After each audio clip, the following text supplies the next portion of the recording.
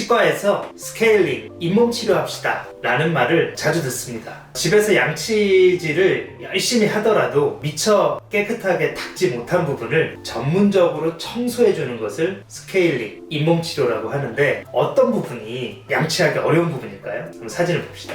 치아 머리가 있고요. 위에는 교환면, 씹는 면이 있습니다. 교환면에는 홈이 파여있기 때문에 단 거, 끈적끈적한 거, 당덩어리를 먹으면 여기에 끼게 돼요. 그러면 그게 오래 방치될 경우에 치아를 약하게 만드는 탈회라는 과정을 거쳐서 구멍을 뚫는 충치로 진행되게 됩니다. 우리가 충치가 발생한다 그러면 이쪽에 많이 그동안 신경을 썼을 거예요. 우리 아이들한테 칫솔질을 시켜보면 이 씹는 면만 열심히 닦고 나와요. 지금 이 사진을 보시면 잇몸 근처의 치아 목 부위에 누렇게 세균막, 치태가 껴있어요. 열심히 닦여도 잇몸에는 틈새가 있기 때문에 세균막이 잘 낄 수가 있고, 무엇보다 치아 사이까지 들어가는 띠의 형태를 두는 세균막을 볼 수가 있어요. 이 세균막이 치아에 붙어 있으면 충치를 만드는 거고, 잇몸 속으로 들어가게 되면 잇몸병을 만듭니다.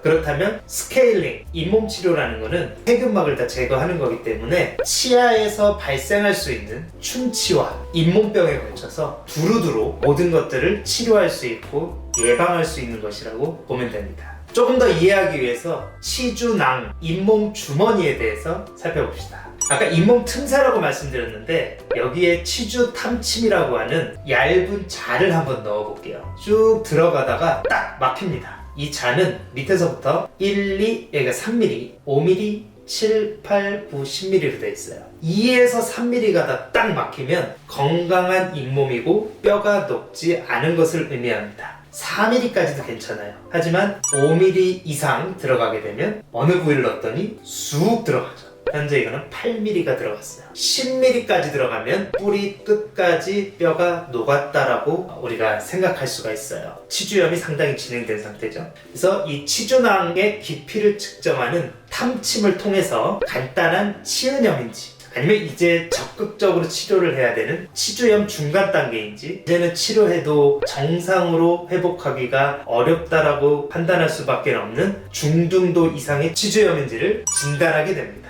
그러면 이렇게 뼈가 녹은 중등도 치주염의 경우에 그 속은 어떻게 염증이 진행되고 있을까요? 한번 들어가 보겠습니다. 우리가 치주질환이라고 얘기하는 것은 치아의 주변 조직에 염증이 생긴 거예요. 세균막인 치태와 세균 덩어리인 치석이 주변 조직의 염증을 만드는 게 치주질환인데, 주변 조직은 아주 간단하게 잇몸과 뼈라고 보시면 돼요. 잇몸을 열면 속에는 뼈가 있겠죠. 지금 치아 주변을 보면 잇몸을 열었더니 상당히 큰 염증 조직이 보입니다. 뼈가 3mm 내려가고 5mm 내려갔다는 건 그 깊이에 해당하는 염증이 꽉 차 있다는 걸 의미하겠죠.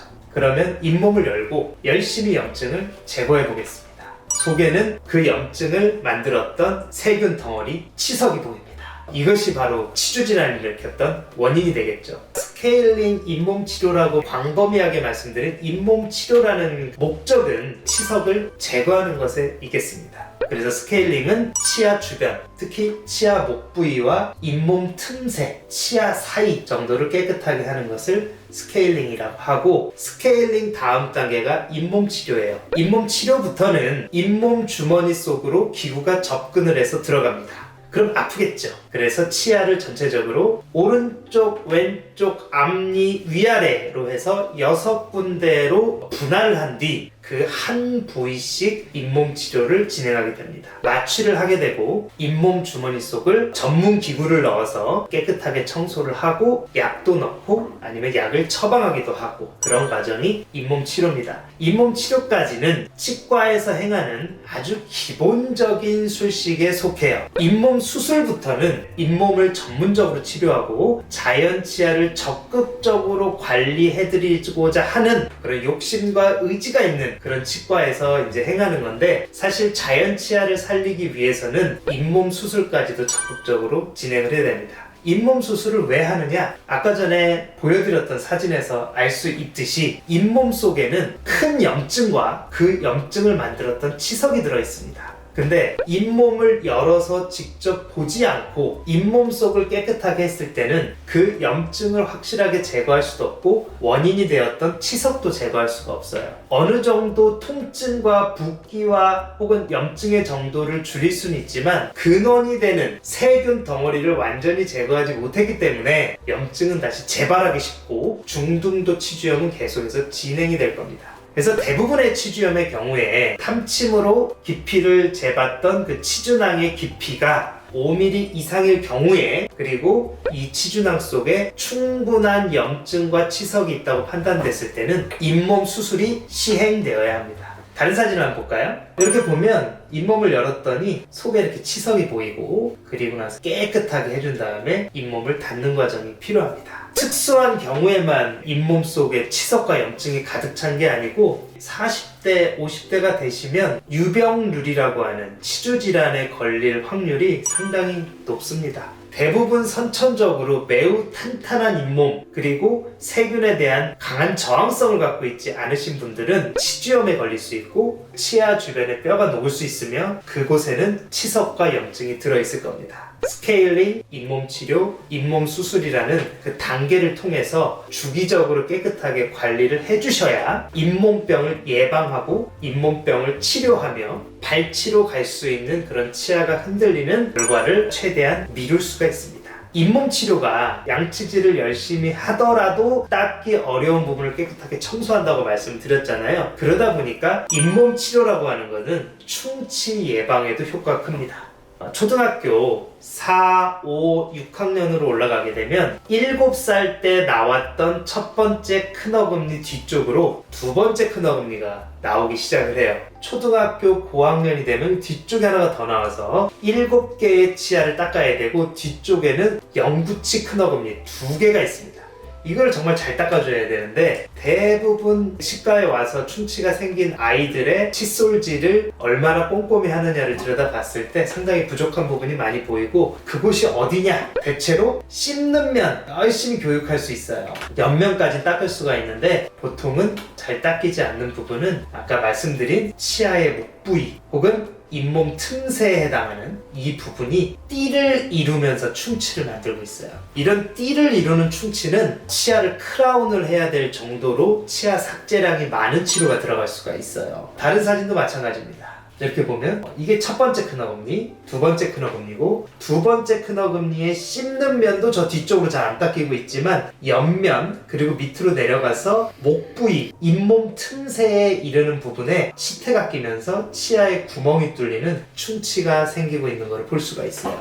양치질이 제대로 안 돼서 충치가 생긴다는 것은 당연한 거지만 씹는 면, 교환면에 생기면 치료가 간단해요. 하지만 지금처럼 옆면에서 밑으로 내려오는 목 부위나 잇몸 근처에서 충치가 생기면 크라운 치료 혹은 많이 방치가 된 경우에는 발치로 가는 경우도 생길 수가 있습니다. 치과를 주기적으로 가서 내가 어디가 양치질이 부족한가를 꼭 확인을 하고 검진을 하고 전문가의 양치질 교육을 받는 것이 중요한 이유가 여기에 있겠습니다. 성인에 있어서도 상당히 치아 주변의 치태로 인한 충치는 심각합니다. 다른 사진을 볼까요? 치아 목 부위에서 잇몸 틈새에 이르는 부분에 구멍이 뚫려 있죠. 이런 거는 내가 아무리 열심히 양치질을 한다 하더라도 잇몸 틈새 주변을 집중적으로 닦을 수 있는 칫솔질 방법을 의지를 갖고 열심히 닦고, 혹은 치실이나 치간 칫솔로 치아 사이를 적극적으로 열심히 닦아주시 않으면 이런 충치가 생길 수 있고, 이게 큰 경우에는 크라운을 넘어서서 뿌리 충치로 넘어가기 때문에 발치까지 갈 수도 있습니다.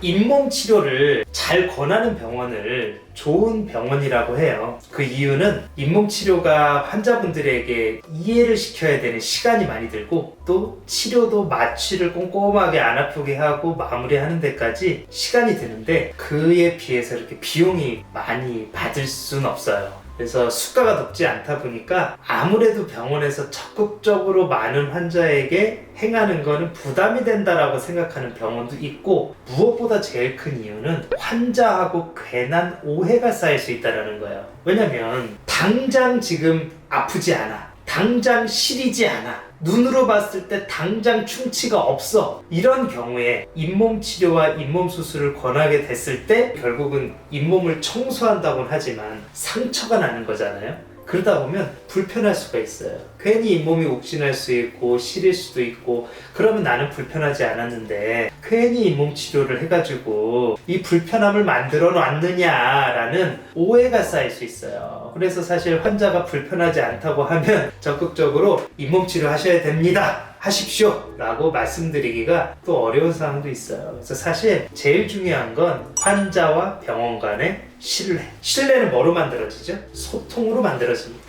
충분히 설명을 드리고 당신의 잇몸 상태, 치아 상태는 어떠한가, 왜 당신에게 잇몸 치료가 필요한가, 그 잇몸 치료를 통해서 어떤 좋은 결과를 얻을 수 있는가를 충분히 설명드리고, 잇몸 치료 후에 발생할 수 있는 부작용과 불편함을 설명해 드린 다음 진행을 하면 환자분들도 충분히 이해하실 거라고 생각을 합니다. 잇몸 치료는 치아에서 발생할 수 있는 모든 문제, 충치와 잇몸병을 예방합니다. 병원을 믿고 잇몸 치료를 주기적으로 받으신다면 크게 비용이 들고 크게 힘들 만한 치료를 막을 수 있고 미룰 수가 있습니다. 여러분들의 치아 관리에 적극 힘쓰겠습니다. 감사합니다.